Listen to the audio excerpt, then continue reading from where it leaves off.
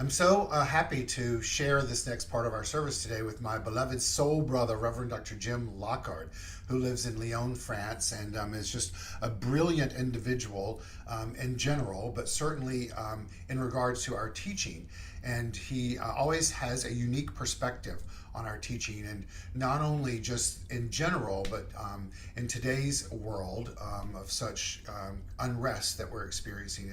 He and his beloved wife Dorianne live in Lyon, France, and so they have geographically a different perspective. And so today, I'm excited to share this with him. Jim, when you're ready, turn your camera on, and hello, hello, hello.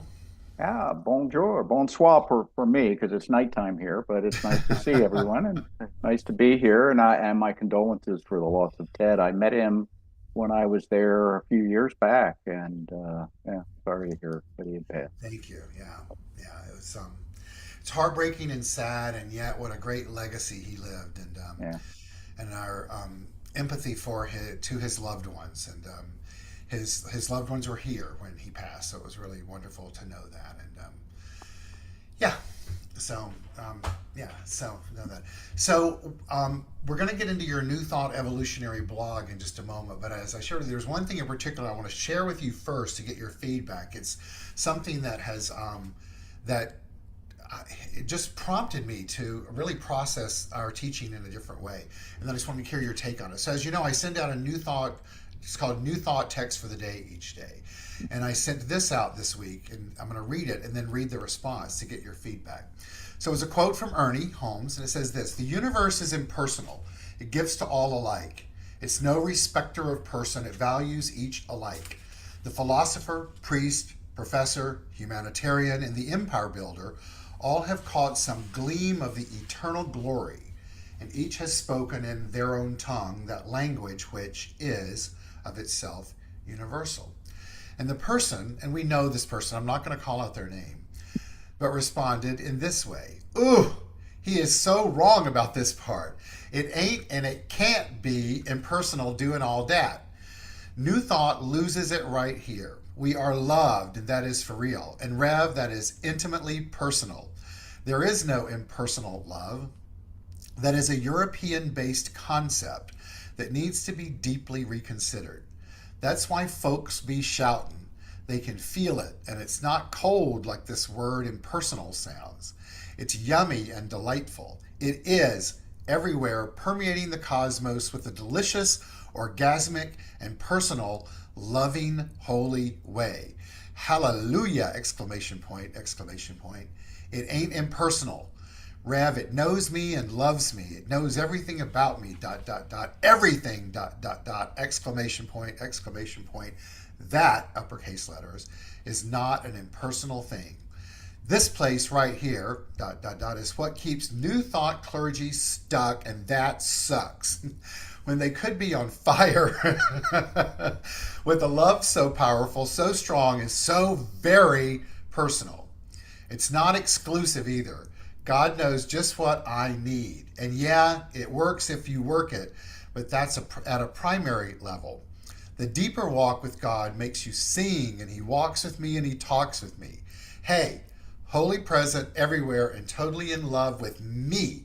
That is the sacred personal that New Thought sadly misses." well, it takes me to thinking about Shakespeare, who says, "Methinks thou dost protest too much," because when your disagreement is five times the length of the quote you're disagreeing with, there's Uh-huh. an issue there. But I do want to say that it's a very what the quote from Holmes is very commonly misinterpreted in a Yes. number of ways, and I think the way it's being misinterpreted here is that it takes all of the joy out of life, all of the emotion out of life.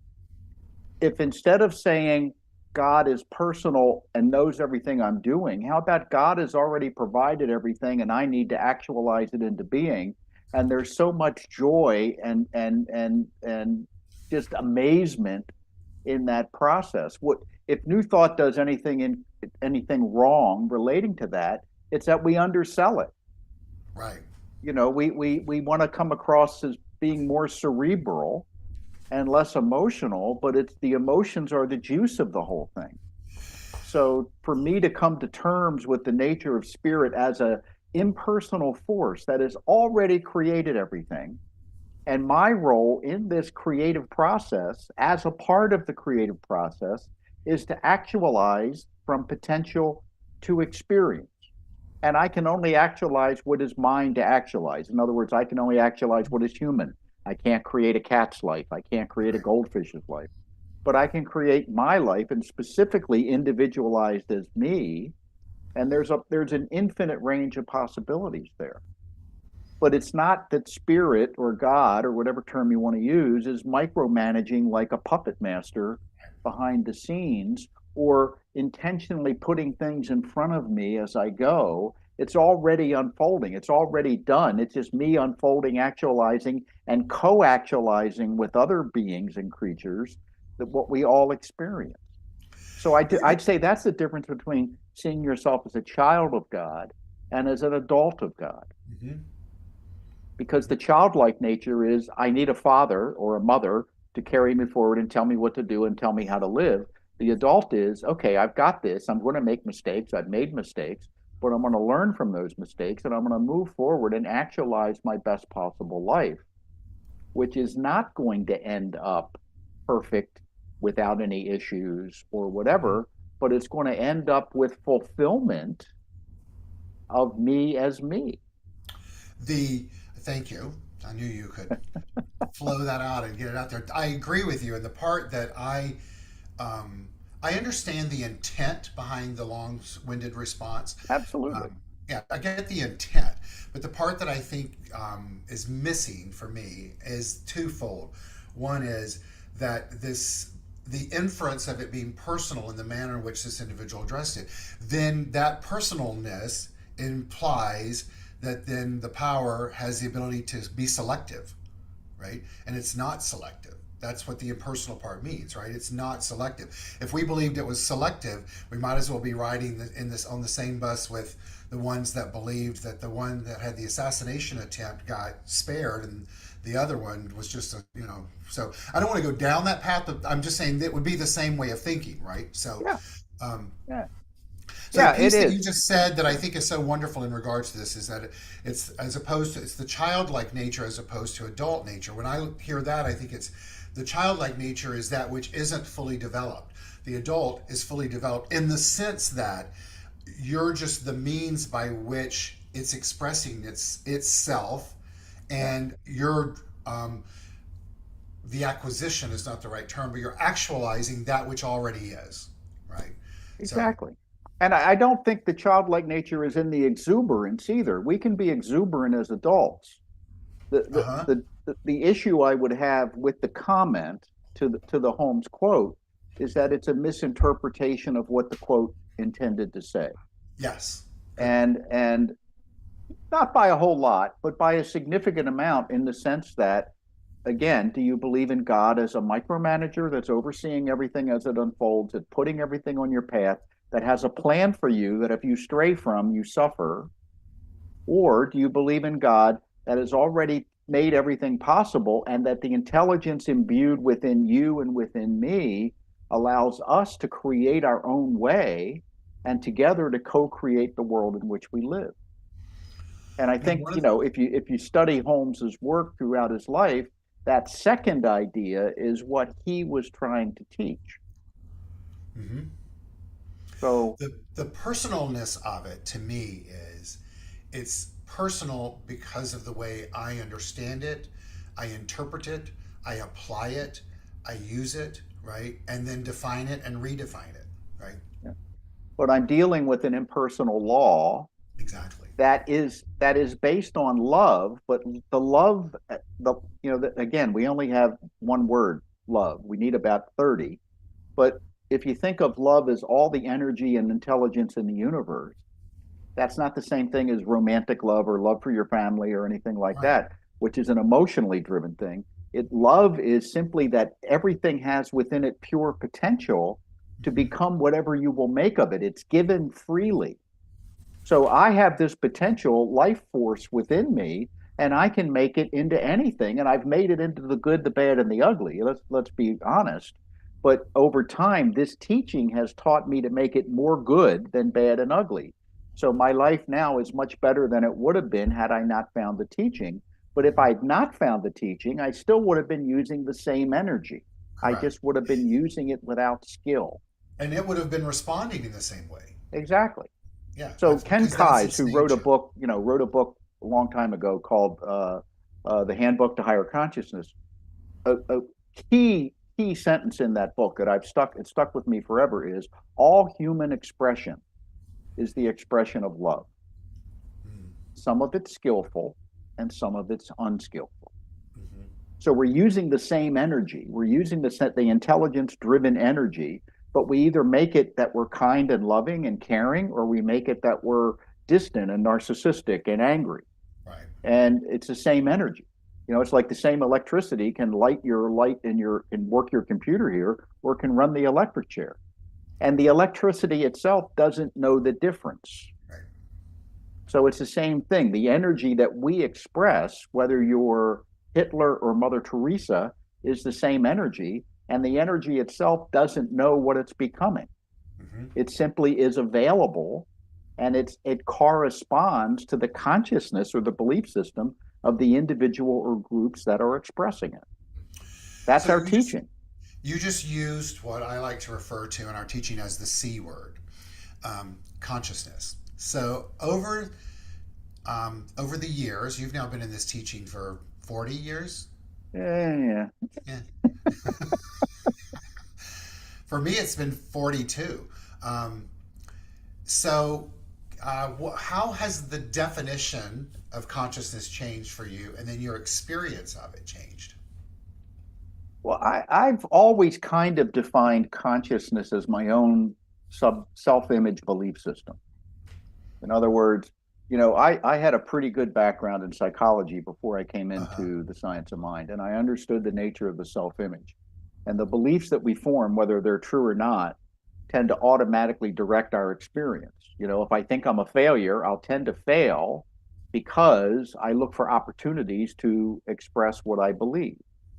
And what the teaching says is sort of the same thing. If I my consciousness in this teaching, I would say, has expanded to include the idea that I am one with this divine intelligence that created the universe, that this intelligence expresses through and as me, and that I can direct my experience by means of my thoughts and feelings so that I end up with a better life, with more joy, and more creativity and more being more constructive than destructive. Hmm. Um, so my basic understanding of that hasn't changed, but the way that I see it in my own life has changed, if that makes sense. Hmm. It does. It does. For me, it has changed because when I came into this teaching, consciousness, the way it was defined for me, was the sum total of mind, everything in mind, which includes your mind and my mind, right? Okay, And so that's capital M mind. yes, but that's esoteric, but I also got it, right? Yeah. And then as I grew in this teaching, I really was focusing on my mind, right? Like my mind, because I wanted my life to change, right? And then I did that, and I accomplished so many things that I had many times in my life thought was impossible.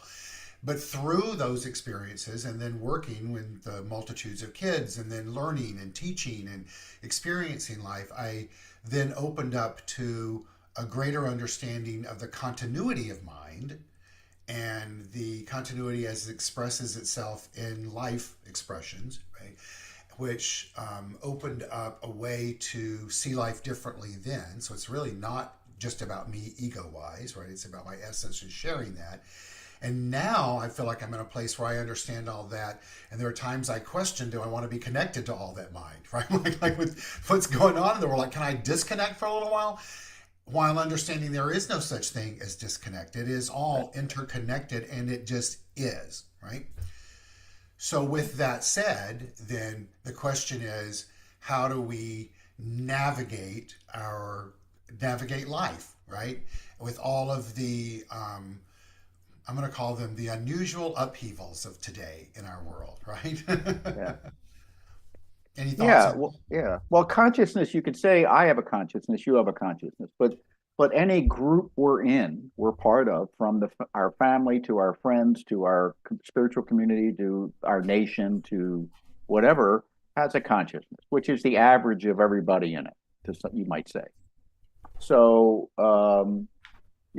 being a straight white male, I have to say the consciousness of straight white males over the last 1,000 years has led us into a path where we've ended up with some very disappointing results and some very good results in some ways, but also there's been a lot of people stepped on to get those good results, and we're in a place now. We've evolved to a place where we can kind of take that in, and we can kind of say, okay, this has happened. What can we do about it? And that's not a universal sense, but it's there, and Mhm. it's there sufficiently that it's not just here and there. It's like a part of a big conversation. So this evolutionary process. See, I think evolution is the MO of God. That the MO as unit in AMMO? No, MO as in modus operandi. Oh, got it. Okay. Okay. So the universe we're in, there's other universes, but apparently, but the universe we're in started with, you only needed two things. You needed nitrogen and time.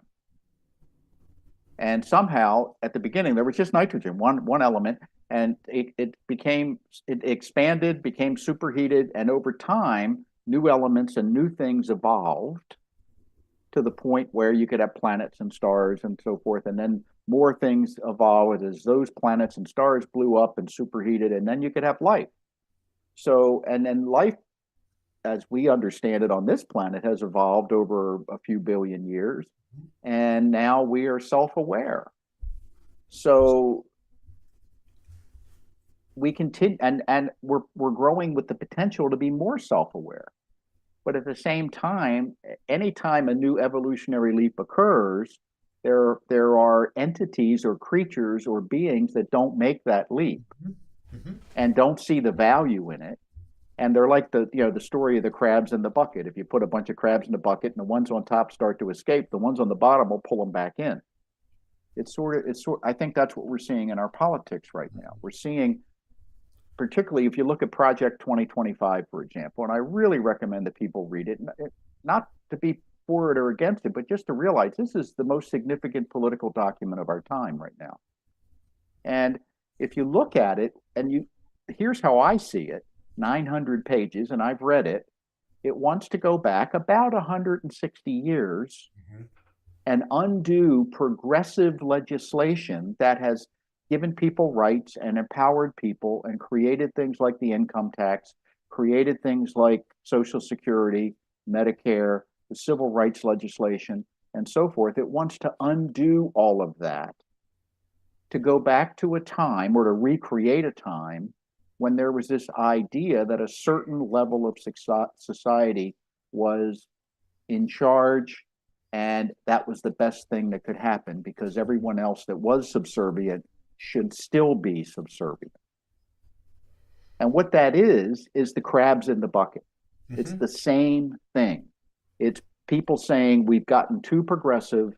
Let's back it up, back it up, back it up to a time when people knew their place or their place was enforced. And I don't see any other way to put it if you've read the document. Well, it's So a what very does that mean? imperialistic approach. Yeah, and this is nothing new. It's been No. tried many times over the course of human history. I mean, 160 years ago, they wanted to go back another 160 Yeah. years and have a monarchy.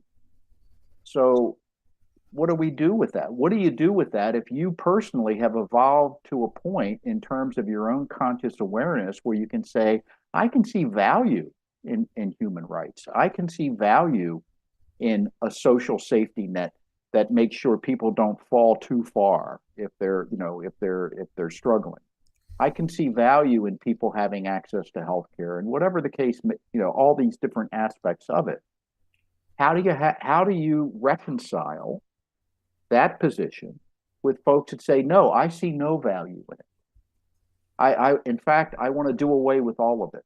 And we want to have a mass roundup and deportation of people who are here who are not documented. Um, and people say, I don't understand how people can think that way. Well, it's part of the overall consciousness, and we have to come to terms with that. It's just like I have to come to terms with the parts of me that are not evolved in Hmm. my own development, and the parts of me that have not reached a point that I'm proud to say I will speak my mind out of this particular aspect of myself, shadow stuff and all that. We've got to do the work to clean that up and to reveal it and heal it so that we can move to what's next. And yet there are vast swaths of people that Vast swaths of people. don't see the value in it Hmm. and have never been taught that there is value in it or there's a way to change it. So it's not just about attacking them or dehumanizing them. It's about finding a way to help them see that there might be an advantage to this kind of thinking that has led to a more progressive society. Well, for me, the challenge in that, and I'm speaking personally, Yeah. is it's very difficult to not dehumanize when I feel like exactly what's being done to me is a dehumanization, right? So that in and of itself is challenging. I want to shift us a little bit. I want to stay on this topic, but I want to guide it in a different direction by using a quote from the book You Are the, because I think at the end of the day, before I do the quote, I think what's challenging for us as metaphysicians, and certainly though the majority of the people that we engage with in our teaching and in our community is well over 50 years old, most of us over 60, right? And so on so many levels, I'll speak personally, I feel like I've done the work. I was having dinner with a friend the other night, and I was like, there's a part of me that's like, hey, I've contributed my part to society. It's like I've since I was 17 years old, I've been, fighting for gay rights. I've been marching for AIDS. I've been taking care of my loved ones. I've been working as a metaphysician. I ran camps for teenagers. I became a medicine. I mean, the list could go on and on and on and on and on. And I said, I've carried the frickin' flag. So I think now I'm going to step aside and let the new generation do it. And as much as I feel that that has some value in and of itself, there's another part of me that's like, but you can't detach, man. You got to stay in, you got to stay awake, you got to stay alert, and you got to stay involved. So the quote is from the book You Are the Power by Kennedy Schultz. And here's the quote: there is a natural resistance to the challenges of growth in all of us because growth requires change. The change is primarily a change of thought. We must change what we choose to believe, how we choose to feel, the issues we think we ought to address, and the issues we decide to let alone. Does that stir up anything in you? Well, yeah, and I think I went through a similar process that you just described when I retired from pulpit ministry in 2015, and sort of we started traveling and ended up living in Europe, and I'm living in France now, which is the most secular country on earth. Um, it's a very interesting, that's a very interesting dynamic. Yeah. But it also reminds me of the Carl Jung quote that says to the effect, people will do ridiculous things to avoid looking at their own soul. Mm-hmm. And I think Dr. Schultz's quote speaks to that too. And no matter what we're doing physically in the world, we are adding to the consciousness of humanity and any subgroup of humanity we're part of. There's something we don't talk about very often. It used to be more part of the conversation back in the 80s and 90s. Rupert Sheldrake, who was a scientist, came up with this idea of morphogenic fields. Mm-hmm. And he said morphogenic fields sort of exist in some dimension. It's sort of like every topic has a morphogenic field, and the more people thinking into it, the more energy the field gathers. So you could say science of mind has a morphogenic field, and all of new thought has a larger morphogenic field, and computers have a morphogenic field. But the idea would be that you think about what you're thinking about. And are my thoughts as I go through my day, whether I'm engaged in a specific activity or not, are my thoughts adding to the consciousness of the fields that I'm part of, or as Ernest Holmes would have said, the race mind of Mm-hmm. all humanity? am I adding to the quality of that, or am I detracting from it? In other words, am I thinking in an empowered way, or am I in an intentional empowered Mhm. way, or am I thinking in a fearful way? And the answer is that most of the time, most of us are thinking in very fearful ways. Mhm. And why don't things change faster? Because we're continually feeding the fearful side of human consciousness. And there's some folks out there with various agendas that have figured out the value of that and how to encourage it. Mhm. And we get sucked into this. Even if I know so many people. Well, we both know so many people in New Thought. When you talk to them, they're scared. I'm trying to think of the proper term that I can say on Sunday. They're really scared about what's happening. And most of their thoughts relating to politics and relating to the future and relating to how things are going to unfold are fear-based thoughts with that emotional energy attached to it. And that's what's feeding the various fields of consciousness in which we exist. So we're back to the idea from Joseph Campbell of I have to live joyfully in the sorrows of the world. Mhm.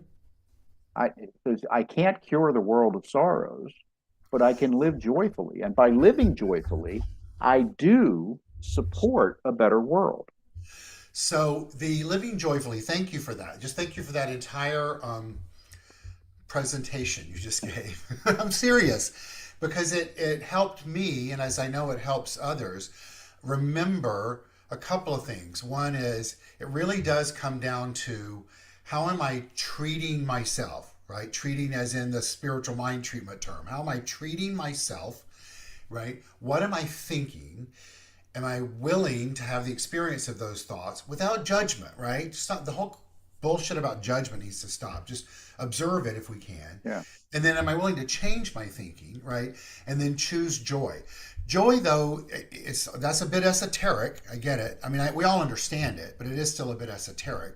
Not just to toot my own horn here, but I would then advise us to use my acronym for joy, which is just open yourself, right? If we could, when we lean into joy, just open ourselves a little bit Yeah. more than we did before, right? Yeah. Just open ourselves a little bit more to what? To what we know as the divine, to feeling the divine, to seeing life differently, to detaching from fear, like any of that. I think we're in a lot of times right now in our life, baby steps are important Yeah. for self growth, right? Because looking at quantum leaps can be really overwhelming, right? Not that we can't believe that the opportunity for quantum leaps exists, but it's the baby steps, the simple steps of just reframing, rethinking, relooking, rebelieving, all of that.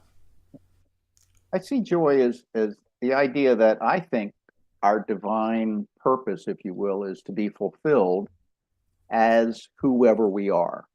For example, your fulfillment for you might look very different than fulfillment for me. Mm-hmm. Fulfillment for me would be living to my capacities, being constructive, finding ways to help the greater whole, but also live from a place where my life is working for me. That to me is the joy. It's not about just, oh, good, I've got another great meal or something like that.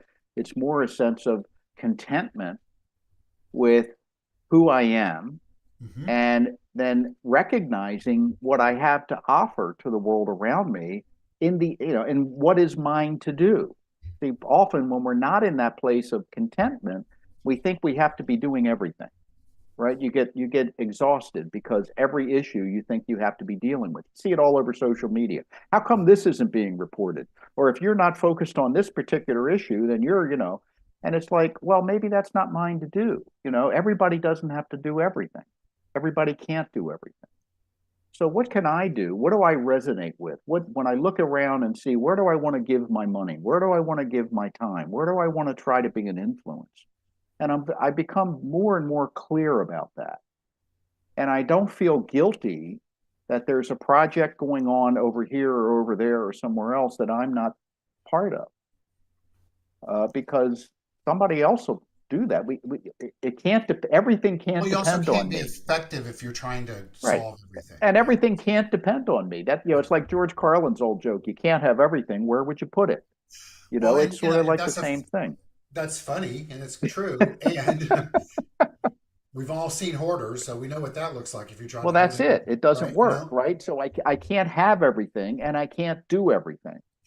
But, I think of, in that moment, I think of David Walker used to talk about, if you're not clear on what it is you desire in life, then your spiritual work is about getting clear on being clear. Yeah.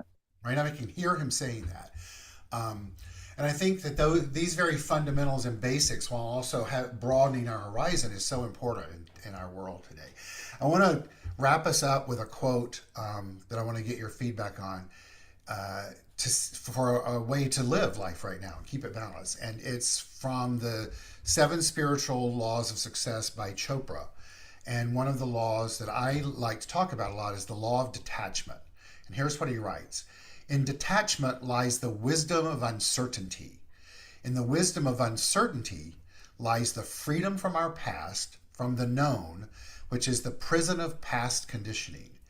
And in our willingness to step into the unknown, the field of all possibilities, we surrender ourselves to the creative mind that orchestrates the dance of the universe. A lot there. And Yeah. here's my issue with things like that. It, just in terms of, because whatever his intention when he wrote that, and it is a very powerful, and I like, I like it, but I'm going to hear that where I am. Mm-hmm.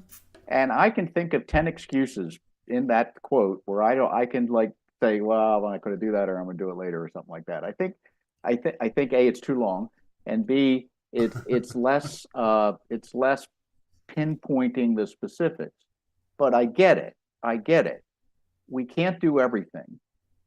But at the same time, we have to find what is mine to do. And the answer to that is inside of me. It's like, can I set my ego needs aside long enough to go within in a meditative state or whatever it is, and allow that intuitive knowing to come up uninterrupted?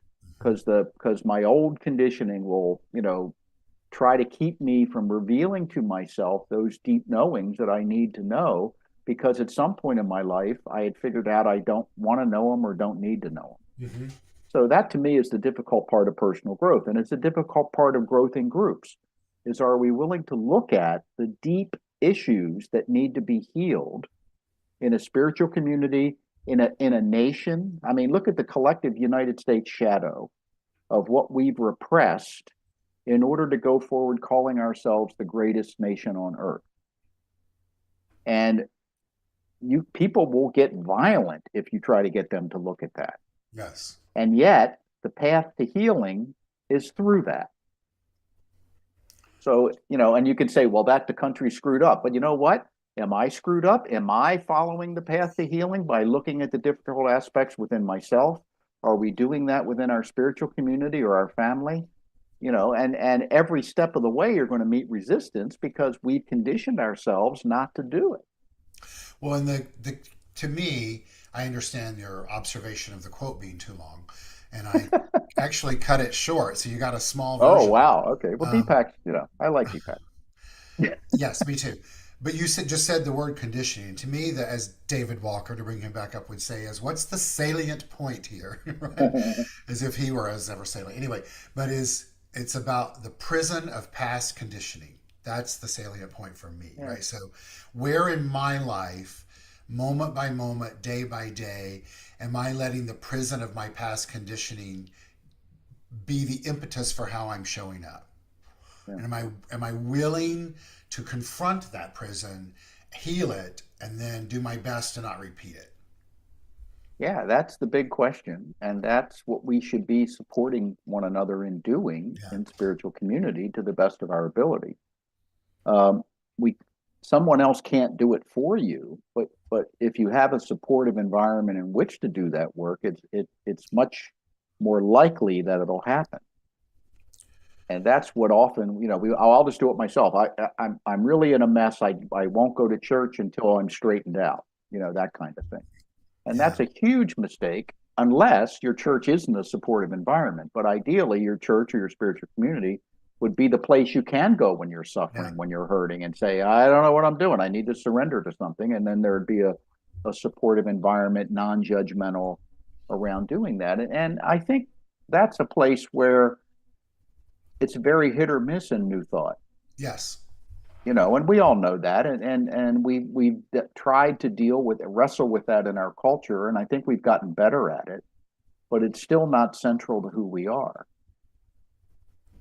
I agree. Well, our time is complete. Thank you so much for sharing your wisdom, and your light and who you are. And I want everyone to know you can know more about Dr. Jim by going to your blog, which is newthought.evolutionary.com, correct? Well, it's newthoughtevolutionary.wordpress.com, Okay. but if you put my name in or New Thought Evolutionary into Google, you'll find it. Yeah. And it's very, it's worthy of reading every time you post. Um, it's a body each time of words and quotes, and really a perspective that's healthy for all of us to look at and think about. Well, So, thank you, Keith, and thank you for the amazing work you're doing with this community and being thank you. creative and moving forward. And thank you to everyone else who's present today. I love you all. Thank you. We love you too. Will you stay around and do a treatment for us at the end? I will. Yeah. Great. Thank you. All right, everyone. So, I'm going to invite Dr. Jim back, and I probably need to give him permission to turn his camera on. And I just did that, and there he There we is. go. Okay. Well, thank you all again. I, as part of what I'm considering in my treatment, you may not have heard yet, but apparently President Biden has withdrawn from the race while the service was going on. So I'm going to include the welfare of the United States and for all of us in this prayer treatment. So join me in consciousness. Right here and right now, I know one thing, and that one thing that I know is that there is only one thing happening here. And that one thing is spirit expressing perfectly, evolving perfectly, and being the perfection that it is in every aspect of my life and your life. I know that spirit expresses and we evolve and we bring spiritual potential into actuality by means of our mind. And I know that as we do that with greater and greater intention and greater love, that our lives improve in every way. I'm knowing the highest and best for the United States of America as it goes through a contentious election season and makes a decision about what kind of nation we choose to be. And I know that wisdom prevails. I know that love prevails. I know that empathy prevails.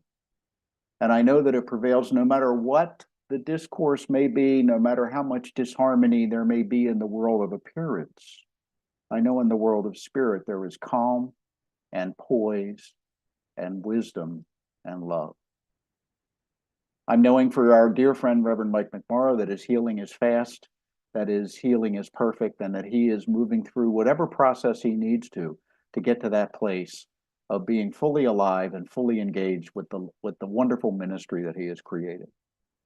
And I know for all of us, whatever may be going on in your life, healing is happening right now. There is a willingness to be open to reveal what needs to be revealed and to heal what is ready to heal.